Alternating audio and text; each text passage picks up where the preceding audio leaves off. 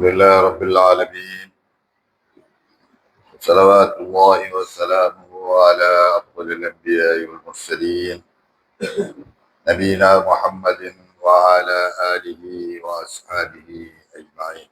أما بعد.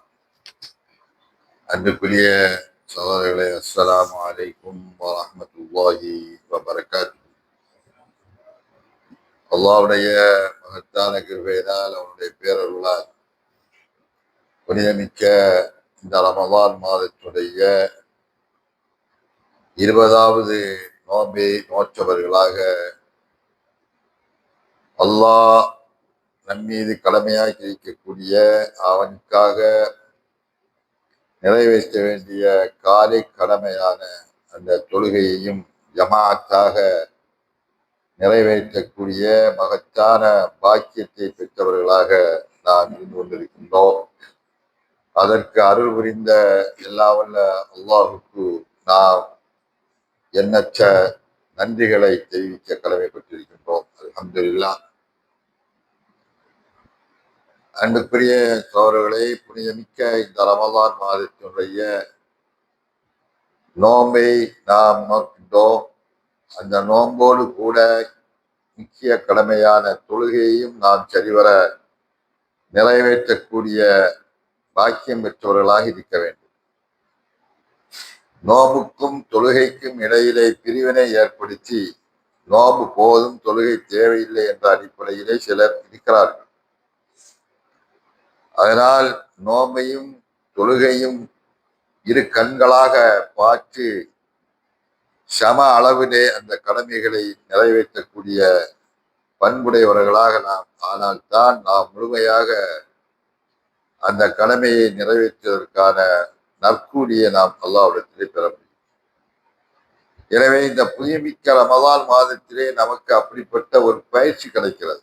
இதர நாட்களிலே அந்த தொழுகை என்கின்ற கடமையை எப்படி கரெக்டாக அந்தந்த நேரத்திலே நிறைவேற்ற வேண்டும் என்பதற்கான ஒரு பயிற்சி ரமலான் பயிற்சி காலமாக இருக்கிறது. அதில் கூட நாம் பயிற்சி பெறாவிட்டால் அதை விட துர்பாக்கியசாலி வேறு யாரும் இருக்க முடியாது. இதை நாம் கவனத்தில் கொண்டு நாமும் நமது பிள்ளைகளும் நமது சந்ததிகளும் அதை செயல்படுத்த முன் வர வேண்டும். அன்புக்குரியவர்களை, பரிசுத்த குர்ஆனோடு தொடர்புடையவராக இந்த ரமலான் மாதத்திலே நாம் இருந்து கொண்டிருக்கிறோம். ரமலான் என்றாலே குர்ஆன், குர்ஆன் என்றாலே ரமலான் என்ற இரண்டும் ஒன்றோடொன்று இரண்டரை கலந்திருக்கிறது. குர்ஆனுடைய முக்கியத்துவத்தை தெரியாத சமூகமாகத்தான் இன்றைக்கு நம் சமூகத்திலே பெருவாரியானவர்கள் இருந்து கொண்டிருக்கிறார்கள். ஏனோ தானோ என்று இருக்கிறார்கள். அதுதான் கவலைக்குரிய விஷயம். குர்ஆன் ஒரு புறம், சமுதாயம் வேறொரு புறம். இந்த குர்ஆனை சடங்காக அதை வாசித்துக் கொண்டு போய் கொண்டிருக்கிறார்.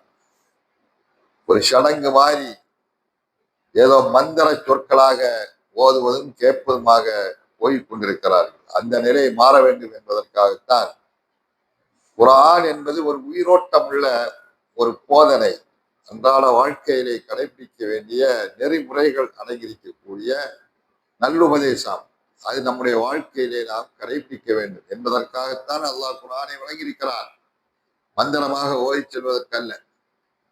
எனவே அந்த குர்ஆனிலே அல்லாஹ்வுடைய வழிகாட்டுதல் நிறைய இருக்கிறது. அந்த வழிகாட்டுதலே ஒன்றுதான் அந்த அல்லாஹ்வை நாம் எப்படி தொடர்பு கொள்ள வேண்டும், அல்லாஹ்வுடைய அருளை நாம் எப்படி வேண்ட வேண்டும், அல்லாஹ்விடத்திலே எப்படி பாவ மன்னிப்பு கோர வேண்டும், அல்லாஹ்விடத்தில் இருக்கின்ற மகத்தான பாக்கியமான அந்த சொர்க்கத்தை எப்படி அடைய வேண்டும் என்ற அந்த வழிமுறைகளை அல்லாஹ் நமக்கு கற்றுத் தருகிறார்.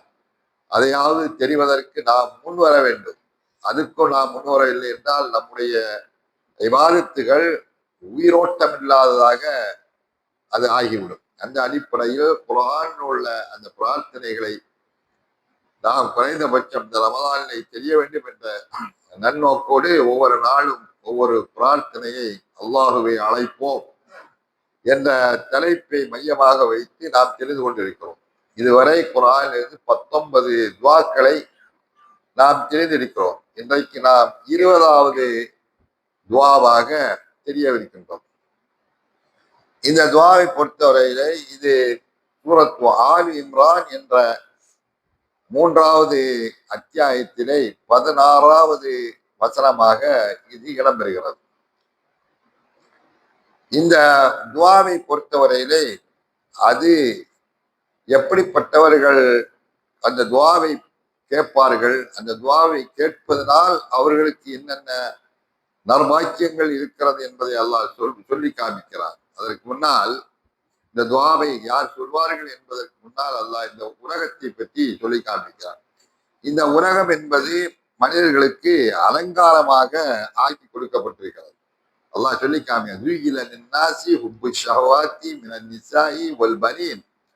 என்று அல்லாஹ் அடிக்கிட்டே போறான் பின்னால. இந்த துனியா இருக்கிற ஹுப்பு துனியா அது அழகா கொடுக்கப்பட்டிருக்கிறது. மனிதர்களுக்கு அது அழகாக்கி கொடுத்திருக்கிறான் அல்லாஹ் தஆலா. அந்த பாக்கியங்கள், பெண்கள், மக்கள், பிள்ளைகள், மனைவிமார்கள், பிள்ளைகள், பாக்கியங்கள், செல்வங்கள், வாகனங்கள், இப்படி நிறைய பாக்கியங்களை அல்லாஹ் தஆலா மனிதர்களுக்கு வழங்கி அது அலங்காரமாக ஆக்கியிருக்காங்க. இது அலங்காரம். இந்த அலங்காரங்களை பொறுத்தவரையிலே அல்லாஹ் சொல்லிவிட்டு கடைசி சொல்றான், ஜாலிக்க மத்தாவுல் ஹயாத்து துன்யா. இந்த பாக்கியங்கள் எல்லாம் அல்லாஹ் பல பாக்கியங்களை சொல்லி காமிக்கிறான். உலகத்துல மனிதன் அனுபவிக்கக்கூடிய முக்கியமான பாக்கியங்கள் இது எல்லா பாக்கியமே மத்தாவுல் ஹயாத்து துன்யா. இந்த துனியாவுடைய அல்ப இன்பங்கள், இதெல்லாம் சிற்றின்பங்கள். வல்லாஹு இன்தஹு ஹுஸ்னுல் மஆப். அல்லாஹ்விடத்திலே அழகான ஒதுங்குமிடம் இருக்கிறது. அல்லாஹ்விடத்திலே அழகான நற்பாக்கியங்கள், பேரின்பங்கள் இருக்கிறது. இத உலகத்திலே அலங்காரமாக ஆக்கி கொடுக்கப்பட்டிருக்கக்கூடிய இந்த பாக்கியங்கள் இருக்கிறது அல்லவா, இதை விடவும் சிறந்த ஒரு வாழ்க்கையை நான் உங்களுக்கு சொல்லி தரட்டுமா? அல்லாஹ் கேட்கிறான்.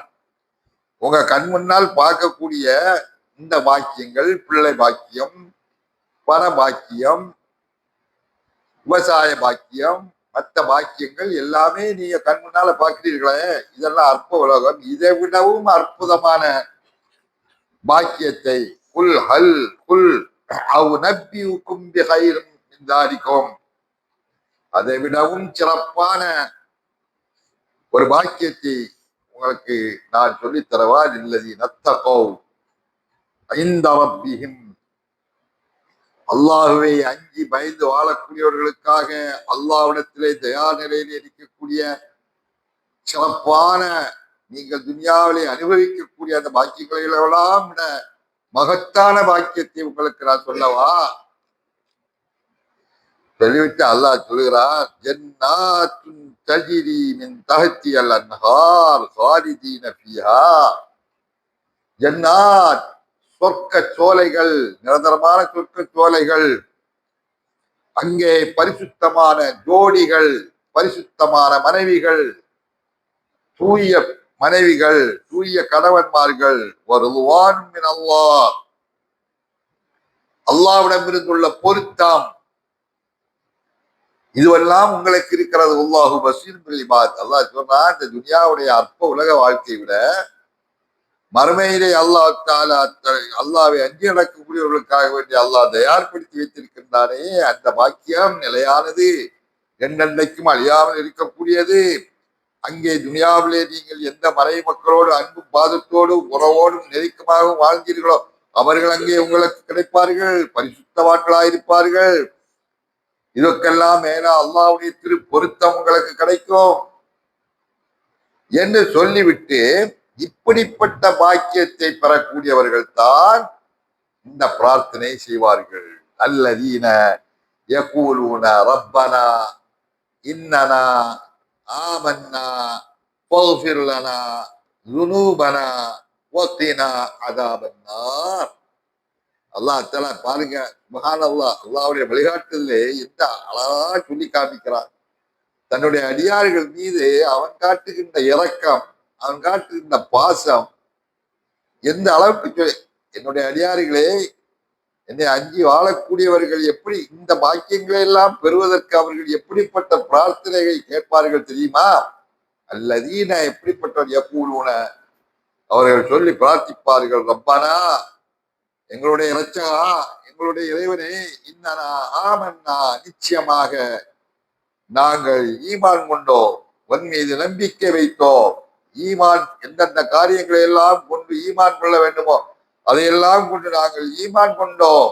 எனவே போகிர்லனா துனூபனா, எங்களுடைய பாவங்களை எல்லாம் நீ மன்னித் தருவாயாக.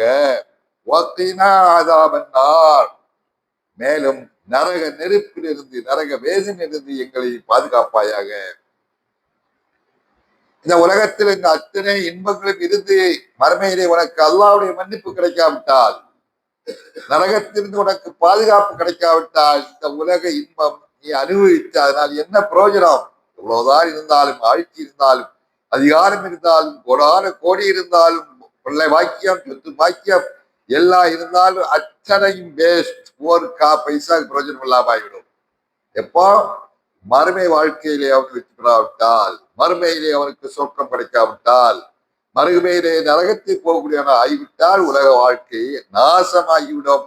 அதனால்தான் அந்த நல்லடியார்கள் இந்த மகத்தான பாக்கியத்தை பெறுவதற்காக வேண்டி அல்லாஹ்விடத்திலே சதா பிரார்த்திப்பார்கள். ரப்பனா இன்னனா ஆமன்னா ஃபக்ஃபிர் லனா ذுனூபனா வகினா அஸாபன்னார்.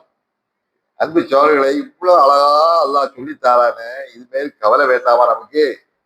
அப்ப நம்ம என்ன அல்லாஹ்ட்ட நம்ம பாசம் வைத்திருக்கிறோம், நம்ம அல்லாஹ்வுடைய என்ன, அல்லாஹ் மீது என்ன நம்பிக்கை வைத்திருக்கிறோம்?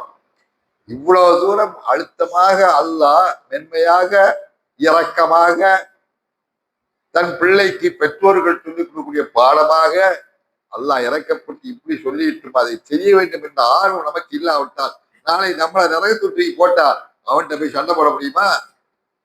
இவ்வளவு சொன்ன பிறகு நீ உலகத்துல கண்மூடித்தனமா வாழ்ந்தியப்பா, இங்க வந்துட்டுங்க என்ன நீ போகக்கூடிய இடம் வேற என்ன அல்லாஹ் சொல்லிடுவான்.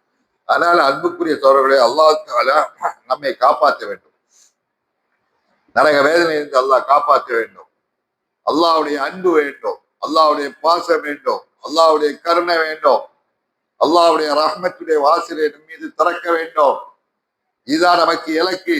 உலகத்தை பற்றிய, உலகத்துல கிடைக்கிற இன்பத்தை பற்றியெல்லாம் நாம் கவலைப்படக்கூடாது. அது அழியும் உலகம்.